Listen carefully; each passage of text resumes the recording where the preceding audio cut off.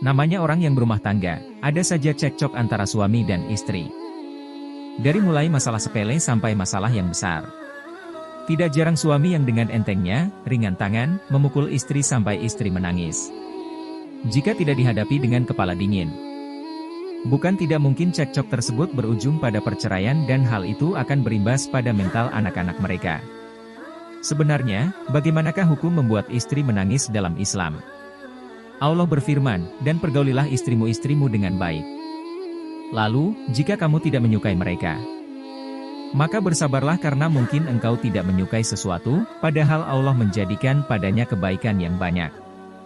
Quran Surat An-Nisa, ayat 19. Ayat di atas menerangkan bahwa Allah Subhanahu wa Ta'ala memerintahkan para suami untuk mempergauli istrinya dengan baik. Dan apabila suami tidak menyukainya agar bersabar. Dalam hadits disebutkan, barang siapa menggembirakan hati istrinya, maka seakan-akan ia menangis takut kepada Allah. Barang siapa menangis karena takut kepada Allah, maka Allah mengharamkan tubuhnya masuk neraka. Sesungguhnya ketika suami istri saling memperhatikan, maka Allah akan memperhatikan mereka berdua dengan penuh rahmat. Saat suami memegang telapak tangan istri, maka bergugurlah dosa-dosa suami istri itu lewat sela-sela jari mereka. Hadis riwayat Maisarah bin Ali, dari Ar-Rafi. Dari Abu Sa'idi Al-Hudri. Dari hadits di atas, diterangkan bahwa bagi suami yang menggembirakan hati istrinya, maka oleh Allah dianggap seakan-akan sang suami menangis karena ia takut kepada Allah, dan barang siapa menangis karena takut kepada Allah, maka Allah mengharamkan tubuhnya masuk neraka.